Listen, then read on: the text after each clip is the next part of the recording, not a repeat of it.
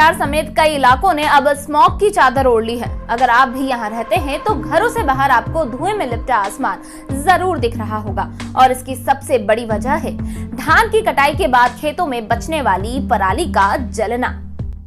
नमस्कार, आप देख रहे हैं न्यूज़ 18 हिंदी ओरिजिनल्स और आपके साथ मैं हूँ भावना साखला। पराली जलना दिल्ली एनसीआर समेत कई बड़े शहरों के लिए समस्या है। इसके धुएं से दिल्ली एनसीआर में स्मॉग छा जाता है और लोगों का सांस लेना भी दुभर हो जाता है। देश की राजधानी दिल्ली में AQI लेवल 324 पर पहुंच गया है। तमाम कोशिशों के बावजूद भी पराली जलाने पर रोक लगाना मुश्किल हो रहा है। अब इस समस्या से छुटकारा पाने के लिए वैज्ञानिकों ने एक मशीन इजाद की है जिसका नाम है सुपर सीडर मशीन।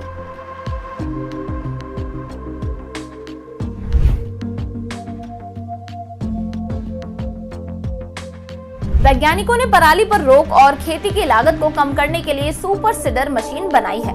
इसे प्रेस व्हीकल्स, रोटरी टिलर और सीड प्लांट तीनों को जोड़कर बनाया गया है। ये मशीन मल्टीटास्किंग है। ये मशीन बुआई, जुताई, मल्चिंग और खाद फैलाने का काम एक साथ कर देती है। आसान शब्दों में कहे तो इस मशीन के इस्तेमाल से खेती के काम बेहद आसान हो जाते हैं। इससे किसानों के समय और पैसे दोनों की बचत हो जाती है।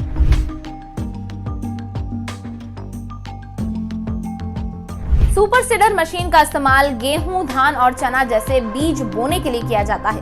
साथ ही इस मशीन का गन्ना, कपास, मक्का, केला जैसी कई फसलों के ठूंठों को हटाने के लिए भी इस्तेमाल किया जाता है। अब आपको इस मशीन की सबसे खास बात बता दें कि ये मशीन पराली को बिना जलाए ही नष्ट कर सकती है। ये कैसे करती है, आइए इसकी वर्किंग समझते हैं।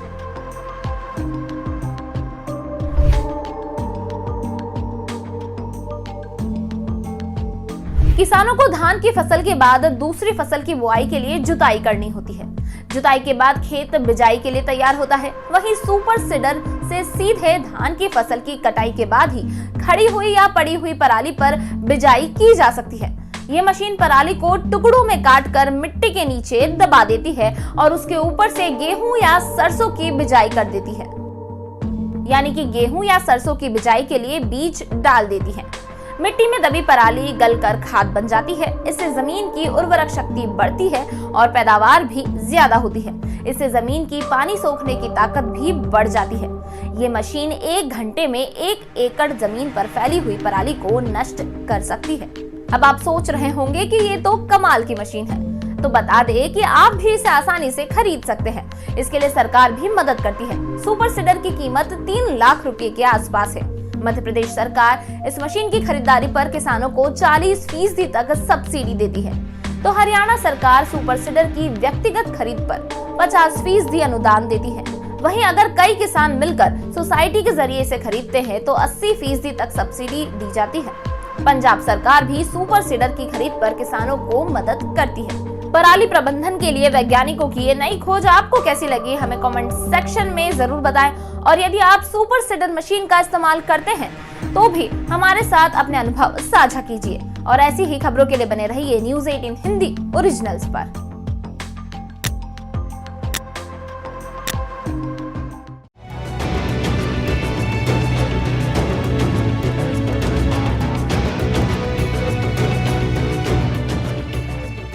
दिल्ली समेत एनसीआर के इलाकों में बढ़ते प्रदूषण को देख आप भी जरूर परेशान होंगे। बढ़ते प्रदूषण ने सांस लेना दूभर कर दिया है।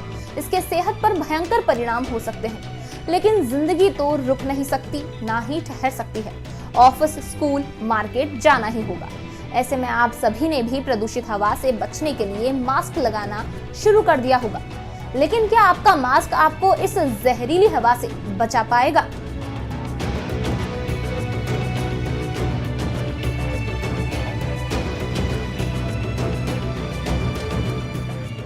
नमस्कार, मैं भावना साखला और आप देख रहे हैं न्यूज़ 18 हिंदी ओरिजिनल्स। दिल्ली समेत एनसीआर के कुछ इलाकों में AQI स्तर 500 तक पहुंच गया है। ऐसे में लोगों को प्रदूषण के कारण पैदा हो रही सेहत संबंधित समस्याओं का सामना करना पड़ रहा है। इन जहरीली हवाओं से बचने के लिए लोग मास्क लगा रहे हैं, लेकिन किस तरह का मास्क कितना कारगर होगा, ये जानना और समझना बेहद जरूरी है। आमतौर पर लोगों ने डिस्पोजल सर्जिकल मास्क पहनना शुरू कर दिया है, लेकिन जो AQI लेवल है उसमें ये मास्क कारगर नहीं है। आपको बता दें कि अमूमन मास्क पहनने के लिए जो मानक देखा जाता है वो हवा में पार्टिकुलेट मैटर की मात्रा होती है। अमूमन हवा में 2.5 माइक्रोमीटर के कणों की अधिकता ही स्मॉग, धुंध आदि का प्रभाव दिखाती है और AQI खतरनाक स्तर तक पहुंचने लगता है। ऐसे हालात में सामान्य मास्क का इस्तेमाल करना फायदेमंद नहीं है।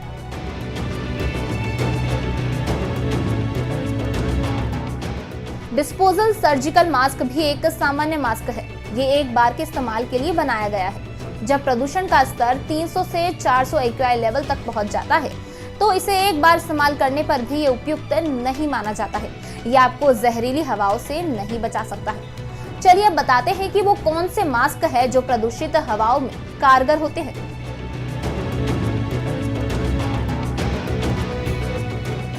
N90, N95 और N99 श्रेणी का मास्क प्रदूषण के लिहाज से प्रचलित है।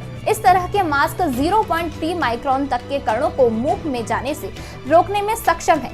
इसके अलावा के N95 या FFP2 नाम के मास्क भी मिलते हैं। N95 करीब 95% कणों को रोकता है, जबकि N99 99% कणों को रोकता है। लेकिन जब बात प्रदूषण की हो तो मास्क PM10 और PM2.5 को रोकने के अलावा sulphur dioxide, ozone, nitrogen dioxide जैसे प्रदूषकों को रोकने में भी सक्षम होना चाहिए। ऐसे में ज्यादा प्रदूषण के लिहाज से N95, N99 और N100 मास्क का उपयोग किया जाता है।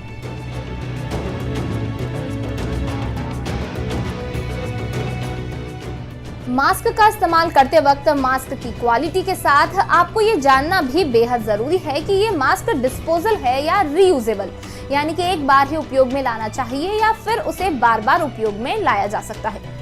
कम लोग ही जानते हैं कि N95 डिस्पोजेबल की श्रेणी में आता है, इसलिए दिल्ली NCR जैसी जगह में रीयूजेबल रेस्पिरेटर मास्क का उपयोग करना चाहिए।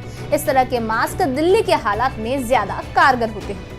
प्रदूषण से बचने के लिए मास्क से जुड़ी ये जानकारी आपको कैसी लगी हमें कमेंट सेक्शन में जरूर बताएं और ऐसी ही जानकारी के लिए बने रहिए News 18 हिंदी ओरिजिनल्स पर।